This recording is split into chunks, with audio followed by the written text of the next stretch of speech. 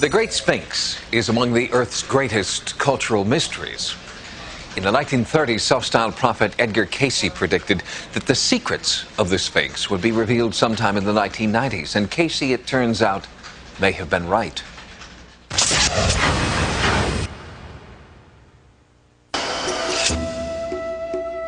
There is no more powerful emblem of the mystery of the past than the Great Sphinx of Egypt. According to ancient Egyptian mythology, the Sphinx was a living being with a human head and the body of a lion.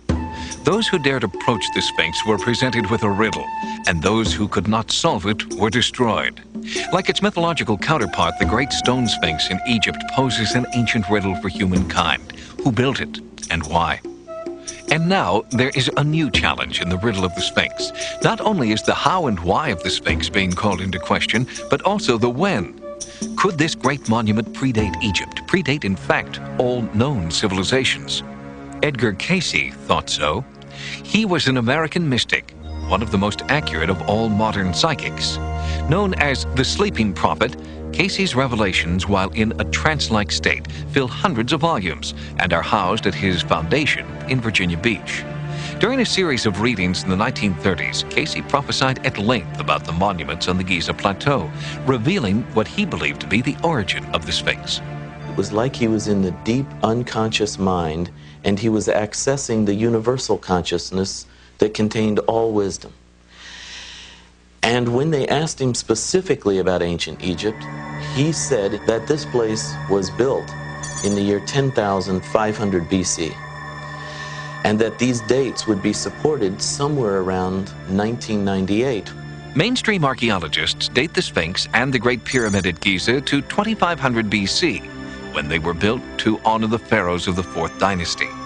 Cayce's date of 10,500 BC is dismissed by mainstream science, but a few researchers are coming forward, as Cayce predicted, to support his unorthodox view. I could see that in the geology lay the key to this total reversal of history. John Anthony West is a self-described rogue Egyptologist. He believes that the pattern of erosion on the Sphinx rules out the mainstream date of 2500 BC. In a nutshell, the theory is that the Sphinx has been weathered by water, and specifically by rain falling down over the plateau over many thousands of years. You look at the Sphinx and you see that it's this rounded profile with deep fissures going down the rock face. This can only be produced by rainfall falling over the plateau. Rain erosion in the Sahara is impossible now. But before 10,000 BC, this part of Africa was a fertile grassland.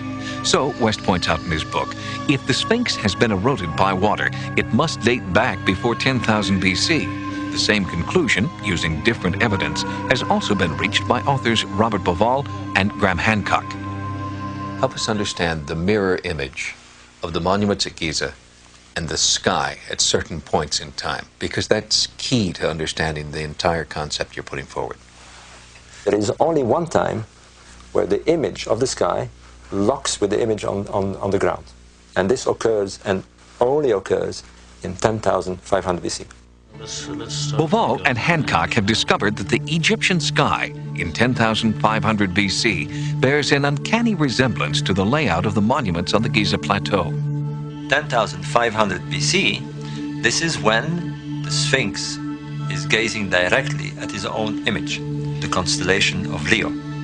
And if we are to turn 90 degrees and face due south, we would see the 3 stars of Orion's belt in a pattern that mimics exactly the pattern of the pyramid on the ground.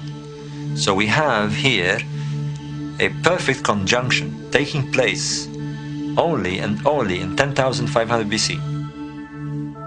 But history books teach us that in 10,500 BC, our human ancestors were still in a primitive state, incapable of the advanced astronomical and engineering skills necessary to build great monuments.